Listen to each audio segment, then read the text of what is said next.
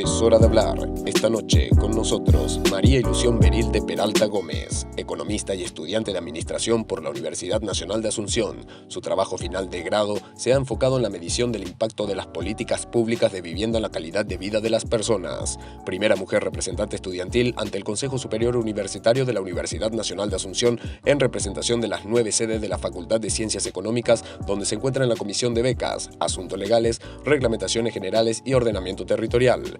Electa con mayor cantidad de votos como representante ante la Asamblea Universitaria de la UNA por la Facultad de Ciencias Económicas y coordinadora departamental del proyecto presidencial Sole Núñez 2023. Formó parte del equipo de la Escuela Política y Liderazgo Público en la organización civil Alma Cívica. Colaboró con la coordinación de más de 2.000 voluntarios en la misión de observación electoral en las municipales del 2021, con la organización Alma Cívica y la Facultad de Ciencias Económicas de la UNA. Activista gremial y social desde los 13 años, ha formado parte del primer centro de estudiantes del Centro Regional de Educación Saturio Ríos en San Lorenzo. Fue miembro y vicepresidenta del Centro de Estudiantes de la Facultad de Ciencias Económicas de la UNA, asambleísta por la Federación de Estudiantes de la UNA y candidata a diputada por Central por la Alianza Más Encuentro Nacional. Buenas tardes, bienvenidos de nuevo a Hora de Hablar, un espacio en el que nos divertimos y también al mismo tiempo dialogamos con la gente. Divertido porque lo hacemos relajado, como tiene que ser un diálogo entre los ciudadanos, donde aprendemos, donde exponemos ideas, donde escuchamos, que es lo importante. Hoy vamos a estar hablando de políticas públicas e impacto social. Vamos a traer ante ustedes a una especialista en este tipo de políticas públicas y este impacto que esas políticas tienen en el colectivo, en general, en la forma en que la gente vive y cómo, por supuesto, afecta cada decisión que se toma desde el Estado respecto a esas líneas que son decididas por los legisladores, por el Ejecutivo y por otros agentes del Estado. Así que le doy la bienvenida a nuestra invitada del día de hoy. Ella es Ilusión Peralta, especialista en políticas públicas, economista, y vamos a disfrutar con ella y por supuesto, meterle garra en escucharnos y hablar al respecto de todos estos temas interesantes. Hola, ¿cómo están? Bueno, muchas gracias, Pedro, por la invitación y súper ansiosa de poder hablar un poco más de las políticas, el impacto que tienen en la sociedad y sobre todo contigo, ¿verdad? Y con este gran equipo también de la Alianza que siempre está presto para conversar. Claro. Importante lo que dice Ilusión, primero porque Ilusión es candidata a diputada por Central, un departamento grande, con mucha gente y con necesidades de políticas públicas importantes, que marquen un poco la vida de esta gente, de todos nuestros ciudadanos que están expectantes de lo que, por ejemplo, ahora como Alianza Encuentro Nacional, vamos a ir planificando y vamos a ir incidiendo una vez que seamos gobierno, que seamos poder también del legislativo. Así que queremos escucharte un poco también sobre esos detalles que tenés por ahí, Ilusión, que la gente quiere conocer. Súper. No, la verdad que la sociedad en la que nosotros estamos demanda que podamos hablar de estas necesidades que no son satisfechas hoy por hoy con respecto a la calidad de vida de las personas, ¿verdad? Generalmente al economista se le aísla un poco de la sociedad o piensan que no tiene mucho que ver con la sociedad, pero yo creo que es un doctor social. Entonces, por eso me dediqué un poco a mi tesis de hablar del impacto que tienen las políticas de vivienda en la calidad de vida de las personas, que no es solamente darles como una vivienda, sino es un todo, hay que asegurar una calidad de vida integral. Cuando hablábamos con las personas que pasaron por el programa, a mí me sorprendía mucho cómo cada patita podía mejorar o no con una acción del Estado. Y cuando estaba acompañado de herramientas que daba el gobierno en ese momento, también cambiaba. O sea, no era darle la casa nomás. Estábamos hablando de vivir en medio del barro, en medio de la cloaca, por así decirlo, porque era así, o con cartón, o con suerte con techo, a vivir en una vivienda de concreto, con ventanas y baños, cambiaba, pero no terminaba ahí el compromiso.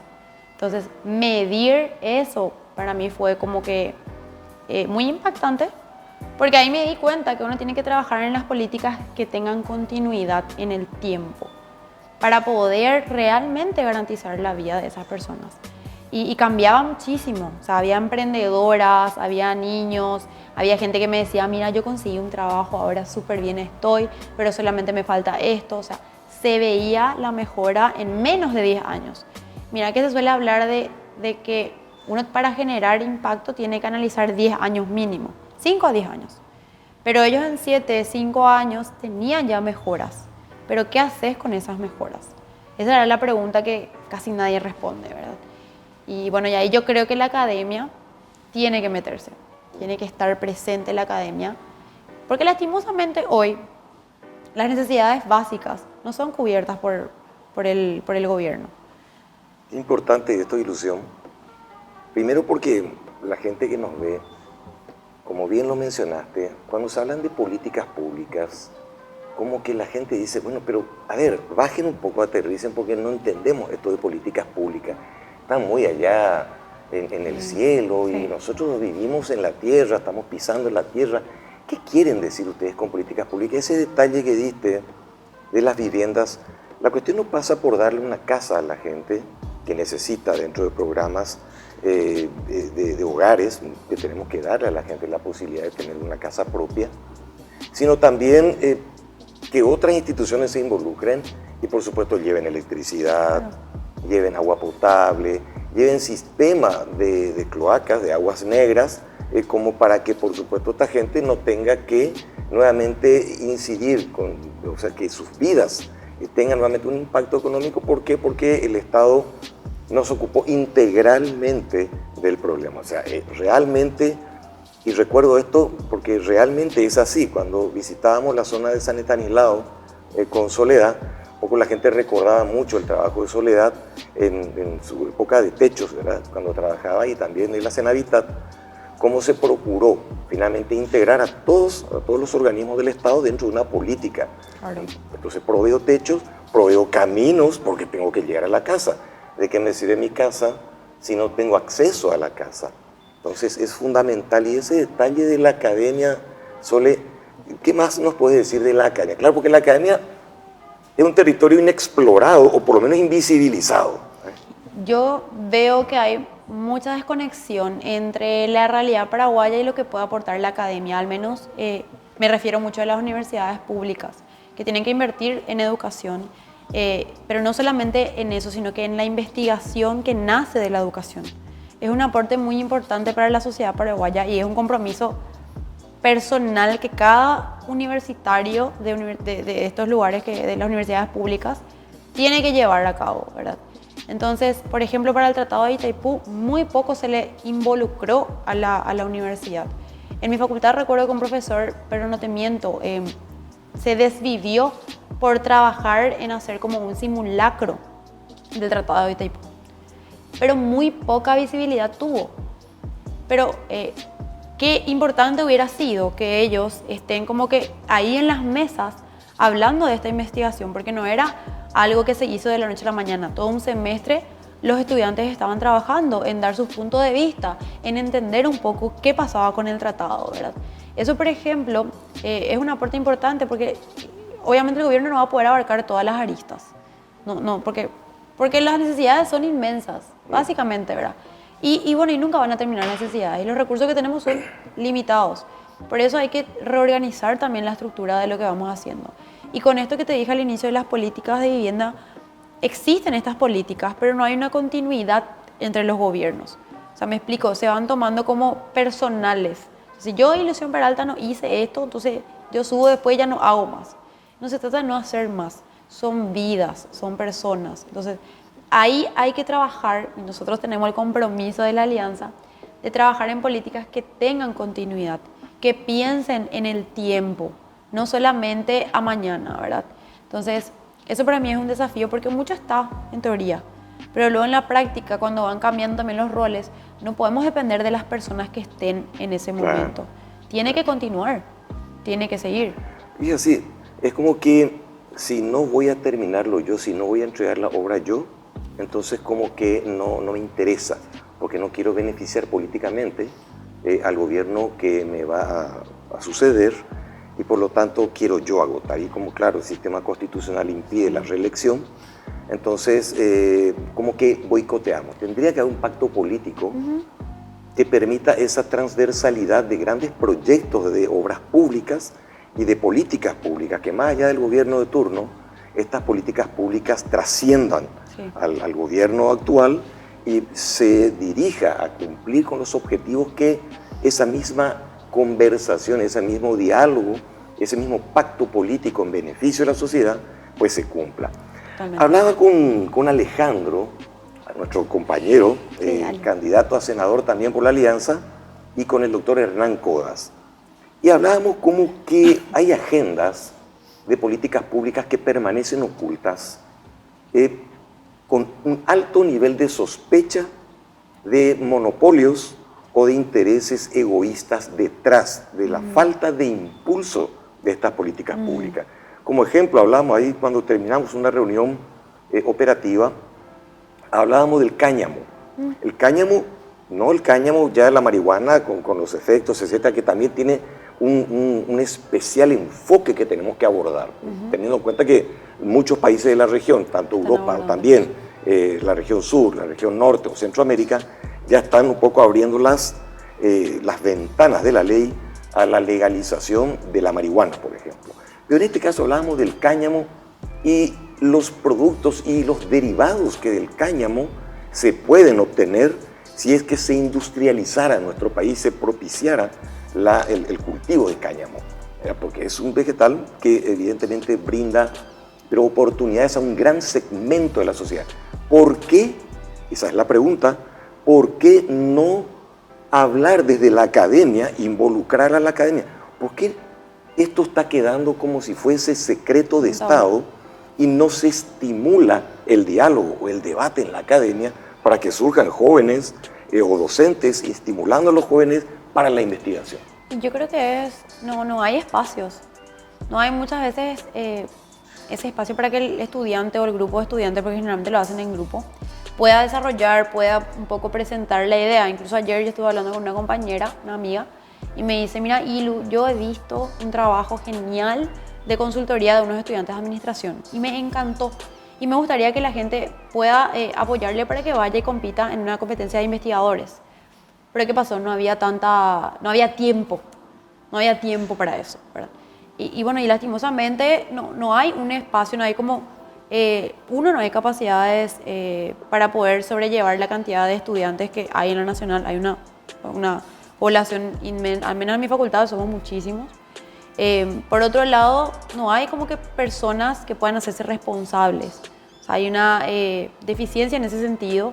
Quizás no porque no quieran, sino porque no hay las herramientas, no todas las personas van a comprender de la misma forma la parte de investigación que los demás.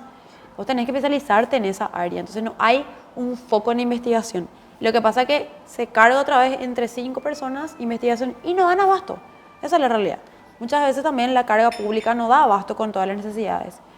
Y es otro problema que tenemos que ver. Pero te digo nomás que hay muchísimos estudiantes que tienen proyectos buenísimos. Incluso conozco otros que desde primer año me dicen, Ilu, esto quiero hacer en 5º año. Y yo les digo, sí, y les acompaño hasta donde puedo. Y van y me dicen, no, el profesor me dijo que mejor más, que no me estrese, que me reciba nomás. Y es otra mirada, ¿verdad? Yo tenía, por ejemplo, esa mirada de recibirme nomás ya y dije, no, voy a aprovechar y voy a conocer un poco la realidad de lo que pasa después, ¿verdad? Y eso suma, pero no hay un incentivo. ¿Me explico? Es recibirte por recibirte y tener el cartón que a veces es vacío de conocimiento.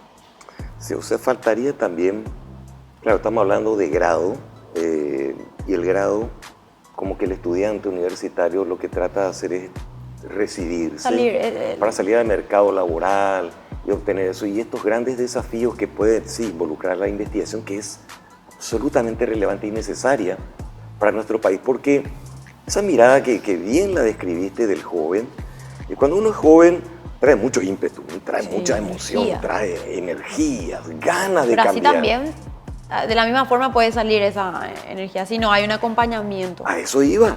Entonces me preocupa que el Estado no estimule entre los docentes Porque, como decías, no todos los alumnos pues van a ser investigadores, pues eso es natural, pero cuando surge ya en la visión del docente quien tiene las ganas para investigar y cuyas ideas pueden ser relevantes, debería, sobre todo la Universidad Nacional, no descarto las privadas como la Universidad Católica a la que yo pertenezco, y que, claro, a nivel de la Facultad de Derecho existe ahora un incipiente estímulo para la investigación para concluir la carrera, pero debe propiciarse que los alumnos que quieren investigar y que pueden aportar con el tema que van a desarrollar, pues un gran avance en política pública, claro, que puede cambiar la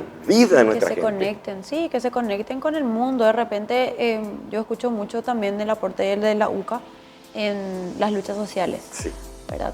Sin embargo, en la UNA, no digo que no haya, realmente hay muchos estudiantes y muchos profesores que están tratando también de aportar, pero es más difícil nomás, ¿verdad? Por ejemplo, el otro día estaba hablando con los chicos y le dije que si hacemos una especie de diagnóstico nutricional de las comunidades indígenas y nos vamos con las chicas que son nutricionistas, que son, bueno, son mis amigas, con otros chicos que están en medicina. Entonces estuve planteando esa idea, pero realmente era como que no se podía porque por tan están en finales, pues no hay recursos, no hay tiempo, no hay aquello. Entonces, obvio me desanimé así un ratito y dije, sobre, ¿cómo le vamos a hacer? Pero si es que hay un puente, un camino que se puede hacer de forma organizada, va a sumar muchísimo que estudiantes vayan y aporten un poquito de su tiempo y sus conocimientos y puedan también como que practicar y hacer mejores profesionales y sumar en esas áreas de conocimiento.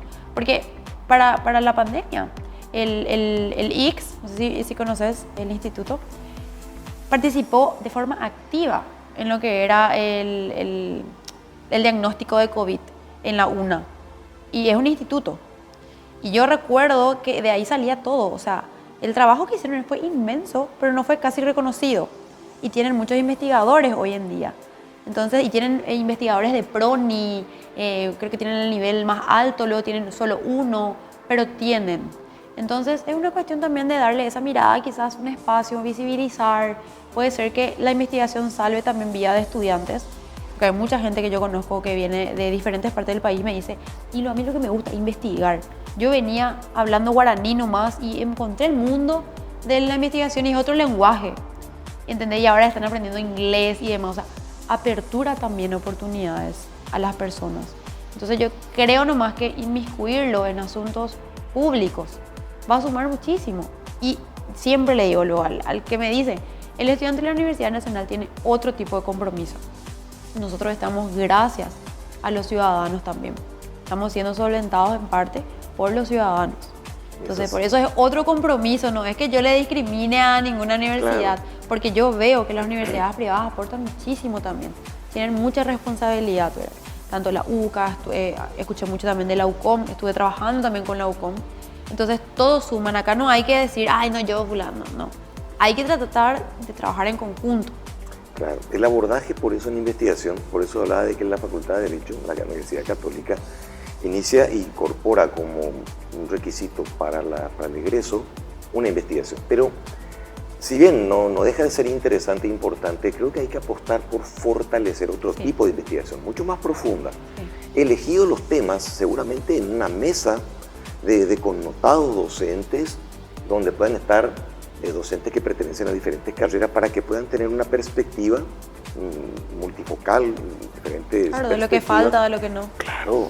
Cuando mencionaba el tema indígena en nuestro país está muy mal abordado. Sí. Seguimos teniendo graves problemas con ciudadanos nuestros que son indígenas, que no son atendidos por ese tipo de políticas públicas que pensamos existen, porque existen muchas ONGs, existe el Estado que en teoría debe estar atendiéndolos, pero nos damos cuenta de que ellos no son atendidos realmente. Ellos deberíamos empezar a realizar una investigación con ellos, sí, porque hay también ciudadanos nuestros que ya están investigando, son médicos, son sociólogos, sí, gente espectacular que podría involucrarse con una iniciativa del Estado para analizar justamente qué tipo de política pública requerirían diferentes naciones de pueblos originarios nuestros. Claro, lo otro que vos decís que es muy importante, generalmente se construyen políticas públicas basadas mucho en ciertos conceptos, pero muy poco se hace la práctica de escucha con los afectados. Entonces, para construir las políticas públicas o todo lo que hace a la sociedad más ordenada, también está la práctica de escuchar, ¿verdad? Yo muy poco veo, al menos que se le inmiscuya justamente a los más afectados. En este caso, cuando hablamos de políticas que tengan que ver con las comunidades indígenas, hay que hablar con ellos. O sea, no vengas a hablar con Ilusión Peralta nomás, claro, porque tiene una... No, habla con las comunidades, ellos tienen otro parecer, otra óptica, otra mirada de la realidad que vos vas a afectar cuando hagas las políticas. Y lo otro es que hay un montón de políticas, que es lo que justo estábamos hablando también con Pasi el otro día, con Paz Astigarrada, y hablábamos un poco de esto de las leyes, de la agenda legislativa y todo eso, ¿verdad? ¿Cuál es el rol del diputado, verdad? El diputado viene y te dice, no, llamo y te andelan para tu asfalto, tu calle, no sé qué. Y realmente no es el rol del diputado, ¿verdad? Sí es ser un contralor de lo que está pasando, sí es ser la voz de la gente, sí es ser construir o fomentar o promover mejores leyes o descartar aquellas que no sirven, ¿verdad? Sí, ese sí es el rol, ¿verdad? Hoy por hoy vemos que la gente construye, hace leyes, quiere inventar la rueda, ya existe algo. Ya existe algo que puedes mejorar, que puedes ver, que puedes juntar, que puedes volver a trabajarlo con la gente. Y eso también es importante que digamos, ¿verdad? Viste que hablamos de la investigación, lo mismo pasa con la investigación. Ya va a haber algo que alguien en algún momento se preguntó. Suma una pregunta más o una respuesta más a eso. Entonces, creo que eso va a ser mucho más eficiente que venir yo inventé la rueda y ya se inventó la rueda, ¿verdad? Ir sumando un poco. Lo mismo pasa con la política, lo mismo pasa con las leyes.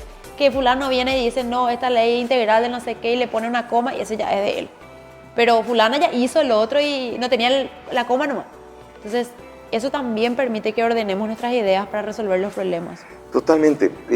Este tema de educación universitaria, que realmente tenemos que explotar, también tiene un inconveniente, que son las bases de la gente que va accediendo a la universidad. Por lo tanto, deberíamos ir apuntando a la educación primaria. Total. Y el enfoque. Es una preocupación que realmente no sé cómo la abordaríamos, pero yo creo que dentro de la política de involucrar a los concernidos, es decir, si vamos a sacar una ley, pues tenemos que realizar el foro. Y no solo a los que van a ser afectados positivamente, también tenemos que involucrar a los que van a ser afectados negativamente por un proyecto, para que del diálogo entre todos pueda surgir un punto equidistante de una política que le sirva en lo posible a todos. ¿Cómo hacer hoy para entusiasmar justamente a los jóvenes que están siendo llevados por una suerte de marea comunicacional, en el sentido de recibir solo pequeñas cápsulas dentro de una política que los dispersa, los desalienta? El deporte, fíjate lo que pasó en Odesur. ¿Por qué el Estado no apuesta por políticas públicas sanas? Visitábamos en la localidad de María Auxiliadora, en Itapúa, justamente a una política pública de los bomberos voluntarios, cómo la comunidad y cómo también los bomberos voluntarios pueden trabajar con gente joven, acercándoles para darle una visión diferente. Cómo necesitamos que la comunidad entera se involucre en proteger a los niños y a los jóvenes, porque si no los entusiasmamos con ese tipo de políticas atractivas que tengan que vincular a bomberos voluntarios, llámese Boy Scout, llámese deportes, colegio, clubes sociales, los niños pueden quedarse en las casas, en lo que es más cómodo a veces para ellos, frente a un televisor, frente a una computadora. Cómo necesitamos que el Estado empuje también y ofrezca oportunidades para que estos jóvenes salgan y se preocupen. Cómo ayudarles a una educación financiera desde jóvenes. Súper clave ahí lo que decís. Las bases, bueno, nuestra generación yo creo que ya, una generación tiene 21 años aproximadamente, entonces mi generación ya está, ¿verdad? Yo tengo mucha esperanza en esta generación porque ya creció con estas tecnologías, un poco más sofisticadas que nosotros, que yo me acuerdo muy bien que lo único que había en la tele por ahí era así, algo como MTV, no sé qué, ¿verdad? Y nada más. Pero ellos ya vienen con otro tipo de información. La información está ahí. Ahora, hay que filtrar la información, hay que construirla o sea, esos datos, hay que construirla en información real y demás. Y esa patita hay que acompañar. Ya no es lo mismo hablar hoy de ciertos tipos de temas que antes. Ya hoy los chicos, la profe le puede decir algo y el muchacho puede agarrar su celular y decirle, no me parece claro lo que decir porque acá dice tal cosa, ¿verdad? Ya es diferente la época y cada época va a ser diferente, ¿verdad? Yo creo que hay que apostar por, uno, adaptar esta nueva realidad, aparte que la pandemia luego trajo Sí. todo lo que en tanto Nos tiempo... cambió la vida. Sí, nos cambió la vida. Entonces, eso hay que tratar de adaptar, hay que tratar de pensar e invertir muchísimo en la educación integral desde primaria. Hablar un poco, lo que yo estuve diciéndome el otro día, de educación mental, ya con los chicos, salud mental. Me refiero a salud mental, educación financiera. Nosotros estuvimos trabajando con niños que estaban en primer grado sobre educación financiera. Y yo me acuerdo que era súper impactante como te decían, yo voy a ahorrar para que mamá y yo tengamos una casa más grande, te decían. Y de verdad necesitaban las herramientas, nosotros tenemos que darle las herramientas a ellos para que ellos puedan ser críticos, opinar por sí solos, poder discernir entre lo que a ellos les parece conveniente o no. Y la educación financiera es un tema que no se habla luego en nuestro país, así como la educación civil. No hablamos de participación ciudadana con ellos. Imagínate si nosotros desde chiquitito le hacemos un simulacro ahí de participación ciudadana para elegir algo, ¿verdad? Educación financiera, hasta hoy en día yo suelo hablar con los chicos, armamos las alcancías y cuando eso era época de San Juan, entonces ahorraban para Zumbeyú. O sea, imagínate, ellos nos decían, nosotros teníamos que darle las herramientas hermosas. Y en ese momento nomás nos dimos cuenta de que era muy frágil, o sea, obviamente las maestras hacen todo lo que pueden, son maestras que están todos los días con ellos, pero obvio falta esa pata, o sea, invertir un poco más en adaptar a la nueva realidad de los chicos. Ellos tienen acceso a mucha información ahora, hablar un poco también de la utilización de los espacios públicos, cómo ellos pueden aportar, que ellos sean conscientes de que, mamá, hay un espacio, hay una plaza en tal parte, ¿verdad? ¿Es apta, no es apta? Hay que generar también eso desde el Estado. Y ahí yo insisto mucho también en los gobiernos, más de los municipios, las gobernaciones centrales, que tienen su rol más descentralizado, por así decirlo. Tienen independencia para poder co-crear eso. O sea, ahí también tenemos que ir armando otra vez una estructura que no todo depende de una cosa. Pero si una cosa está bien, quizás Claro, lo otro se pueda mejorar. es un poco lo que me preocupa, porque realmente hay veces que los ciudadanos se sienten abandonados por el Estado y toman las cosas en sus manos. Claro. Toman las cosas en sus manos. Por ejemplo, hay colegios y hay familias que me parece importantísimo, Sí. porque forma parte de una política educativa y también con impacto social y económico. Las huertas familiares o las huertas comunitarias que en el interior funcionan muy bien, porque como que hay una suerte de giro permanente de personas que cooperan con la huerta comunitaria, pero los niños que se involucran en los colegios con las pequeñas huertas, porque ese producto de la huerta puede ser dirigido o a ellos mismos para sus almuerzos o para comunidades de escasos recursos que no tienen inclusive la posibilidad de realizar estas huertas. Y dentro de la política pública, y ya no digo pública que proviene del Estado, sino impulsos políticos que el ciudadano lleva adelante, como el que hicieron ustedes ahí con la plaza, ¿verdad? ¿Dónde está acá el gobierno municipal? El empoderamiento. El empoderamiento. Y ahí hablamos mucho, al menos cuando yo estuve en mi paso por la ONG también en una organización, hablamos mucho de la participación ciudadana. O sea, el poder que tiene el ciudadano de incidir en su propia realidad. Eso también suma, ¿verdad? O sea, y ser consciente también que no todos tienen que ser funcionarios públicos, ¿verdad? Que es otro tema. Pero yo recuerdo, ahora se me viene, por ejemplo, que estuvimos trabajando mucho con comunidades en J. Augusto Saldívar. Ahí yo trabajé también con estudiantes, estábamos hablando de las charlas de Canvas, más y empresarial. Y los chicos postularon, estaban en 8º grado, postularon a un concurso y quedaron. Y en J. Augusto Saldívar, que yo conoces, Sí, ahí en el departamento central, ahí es Capiatá y San Lorenzo. Sí, hay muchísimas familias que se dedican netamente a eso. Y ahí hay otro problema. la plaza, tipo, nosotros pues promoción, plaza, la 5P en administración, no llegan sus productos al mercado a tiempo. Ahí sí hay una responsabilidad, por ejemplo, de los gobiernos, ¿verdad? De los municipios. Pero en el proceso de enseñar y demás, en una escuela, por ejemplo, se dedica solamente a eso. Voy a entrar al colegio, allá hay cebolla, allá hay lechuga, allá hay esto. Eso, por ejemplo, no está visibilizado y no está replicado de la misma forma en los demás lugares, porque cada ciudad también tiene su diferencial, ¿verdad? Sí, pero qué importante, porque esa sí es una política pública que debiéramos estimular. Sí. Que en los colegios secundarios empiece también a cambiarse la visión de que la única forma de ser un gran ciudadano es recibirse de médico, de abogado, de ingeniero, de arquitecto. Hay otras necesidades ciudadanas que generan muchísimo dinero, que son las tecnicaturas, ¿verdad? Yo puedo ser técnico en electricidad, técnico en plomería, técnico carpintero. ¿Cuánto dinero genera hoy el trabajo de herrería mecánica, de metal, ¿verdad? El carpintero. Necesitamos plomeros, no existe, no tenemos, está sobre. Los albañiles están todos en Argentina. Los albañiles van todos porque, bueno, porque son técnicas y son, digamos, profesiones que se requieren mucho y que genera también esa economía y suma a la gente. Y hay que dignificar también esos mandos medios, así como clarísimo, hay que dignificar también esos roles en la sociedad. Hay que promover esto. Y Luis, cuando estemos en el Congreso, vamos a estar, mira que vamos a estar picoteando ahí, no, yo te digo, y Luis, después, ¿qué pasó con aquello? Vamos a sacar el lo que dijimos, sí, así así que mismo vamos presentar a hacer. el proyecto, vamos a visitar aquella comunidad, aquel asentamiento, qué le falta, qué tipo de política pública plantean ellos, vamos, los escuchamos y traemos adelante este esfuerzo. Nos vamos nomás luego, mañana vamos a irnos a un lugar. Vamos a estar ahí paseando y recorriendo y escuchando a la gente.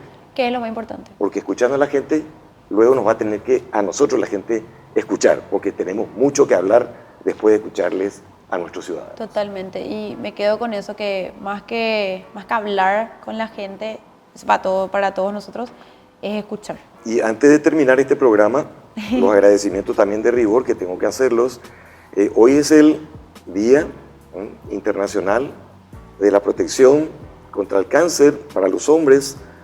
Poco se festeja Noviembre Azul y te hacemos obsequio de este pequeño detalle. Gracias. Ay, qué lindo. Un bigotito ahí que representa un poco a los hombres y nuestro deber, no solo para con nosotros mismos, sino para con nuestras familias. Ser responsables. Políticas de autocuidado. Así mismo. Hay que hablar de eso también en algún momento. Y para los que me escuchan, re lindo, tiene todo, ¿cómo se dice? Bigotito. Bigotitos, claro. La vamos a mostrar en las redes. Súper Súper lindo, muchas gracias. Bien, un agradecimiento para Espacio Mayor por la oportunidad que nos brindan de estar aquí grabando.